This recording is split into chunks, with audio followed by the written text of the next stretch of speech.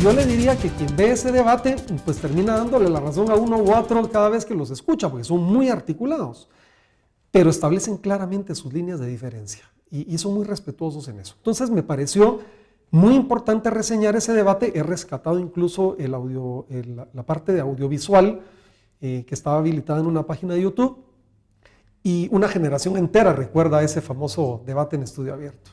Vamos a incluir ahí en su pantalla, va a aparecer la página en la que ustedes pueden visitar estos debates que usted menciona que se recolectaron, porque es muy interesante. Primero, pues ver obviamente cómo era en ese tiempo, sí, claro. Pero la posición, porque usted mencionó algo muy interesante, licenciado, que yo creo que es parte de otra de las preguntas que le voy a hacer en algún momento, cuando hablábamos de que usted dice que persiste el caciquismo en Guatemala. Sí.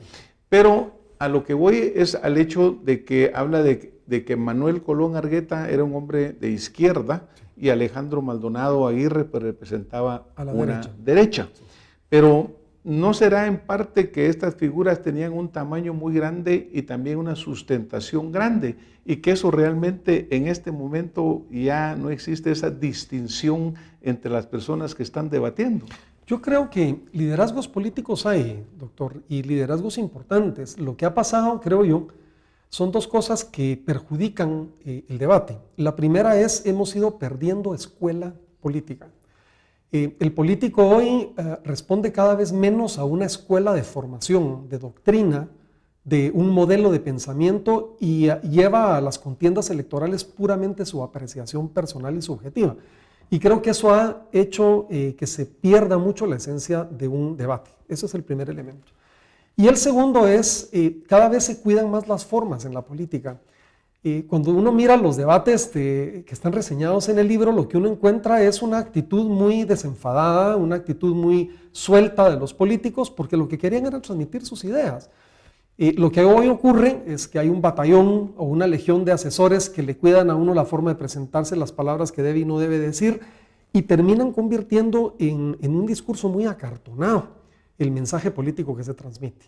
Entonces yo diría, parte de lo que tenemos que hacer no solamente es rescatar el formato adecuado al debate, sino también la escuela política, que al final eso es a lo que usted se refiere cuando habla de la estatura intelectual de un personaje político o de un candidato. Intelectual e ideológica, ¿verdad, licenciado? Sin duda. Porque obviamente no es lo mismo adaptar su respuesta a lo que uno cree que la gente quiere, claro, que verdaderamente poner una postura que quiere que la gente siga. Exacto. Aquí al final ha sucedido totalmente lo contrario. Pero, por ejemplo, digamos en Estados Unidos, que es un país en el cual los debates tienen una gran importancia. Vemos normalmente al republicano y al demócrata, y estos debates muchas veces son los que determinan el rumbo de una elección. Pero sí vemos a dos posiciones y vemos a dos personas que tienen la oportunidad de debatir. ¿Será posible volver al sistema de debates en Guatemala cuando tenemos pues, 12, 14 candidatos que quieren tener su oportunidad de hablar? Yo pienso que sí, doctor. Lo primero es que, como usted lo decía al comienzo del programa, tenemos que tener una ciudadanía bien informada, porque una ciudadanía bien informada demanda de los políticos el debate. Exige a los políticos debatir. Ese es el primer paso, o el primer punto de partida. Segundo, medios de comunicación que también escojan un formato adecuado, porque si el formato es el de un foro, el resultado será el de un foro. Pero si se escoge un formato de debate, le pongo un ejemplo adicional, en un formato de debate siempre se escogen temas divisivos, temas donde no es posible respuestas grises, donde es necesario fijar una posición de cara al pueblo. Simplemente con la selección de temas divisivos se nos obliga a fijar posición. No es lo mismo que hoy estemos conversando aquí, doctor, sobre el tema de la educación, que es un tema muy importante y donde seguramente vamos a coincidir ambos, que si hablamos, por ejemplo, del tema de la pena de muerte, donde probablemente hay opiniones sumamente encontradas, o el tema de cuotas, en fin. ¿Quiere que empecemos el debate, no? Pues encantado, pero yo encantado, pero sí creo que tiene mucho que ver con eso, y la selección del tema y el formato adecuado es muy importante. El segundo debate que se reseña en el libro a mí me parece verdaderamente interesante. Un candidato a la presidencia, el general Lucas, de dos partidos políticos muy diferentes, el PID y el PR. Cada partido tenía su propio precandidato a la vicepresidencia y querían que fuera el seleccionado. Pues en vez de que esto se resolviera en un conciliábulo partidario, los partidos propusieron que se fueran a un debate en televisión, los dos precandidatos. Y efectivamente así fue. La idea era ayudar a que el general Lucas escogiera quién de los dos era el que tenía un discurso más coherente, más elaborado. Ambos se fueron a un debate en un canal de televisión muy respetuoso. Terminó el debate, pocos días después el general Lucas anunció al país su decisión y los dos políticos se dieron un abrazo y dijeron, bueno, ya terminó el debate, terminó la discusión, vamos a echar para adelante apoyando el proyecto. El ejemplo aquí que yo quiero mencionar con este debate son dos cosas. Uno, que es posible discutir en un mismo proyecto político dos puntos de vista diferentes. Y dos, que no hay por qué pelearse.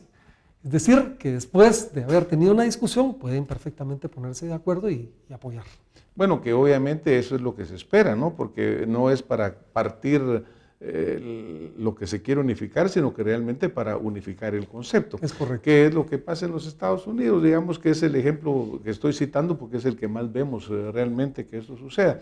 Pero vemos cómo el candidato al otro pues le da su adhesión inmediatamente después para que pues, la nación siga adelante.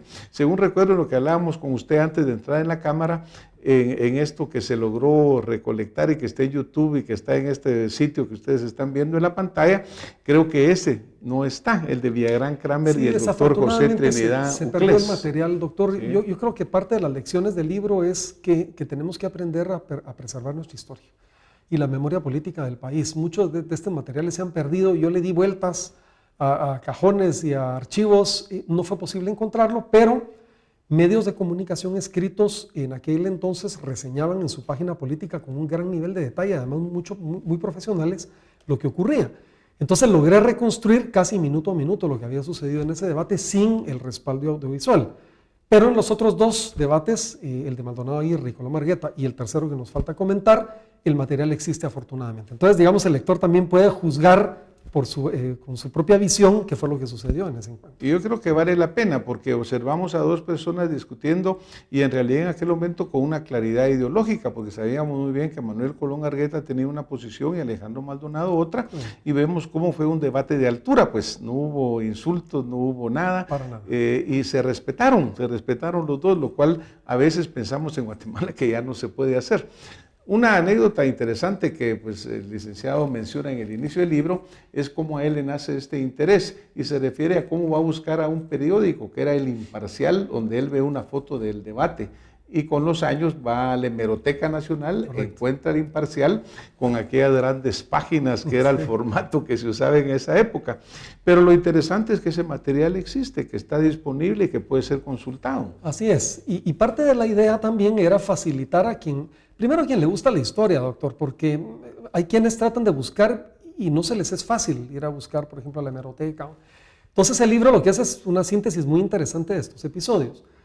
Pero también lo que pretendo es ayudar a los estudiantes de Ciencias de la Comunicación, de Ciencia Política y de Derecho para que descubran en el valor de la oratoria y en el valor del debate lo rico que es poder defender una posición, argumentarla adecuadamente, de manera que el libro también tiene algunas pistas académicas. Está planteado como para ir aprendiendo, además, no solo leer de historia, sino aprender también el arte del debate.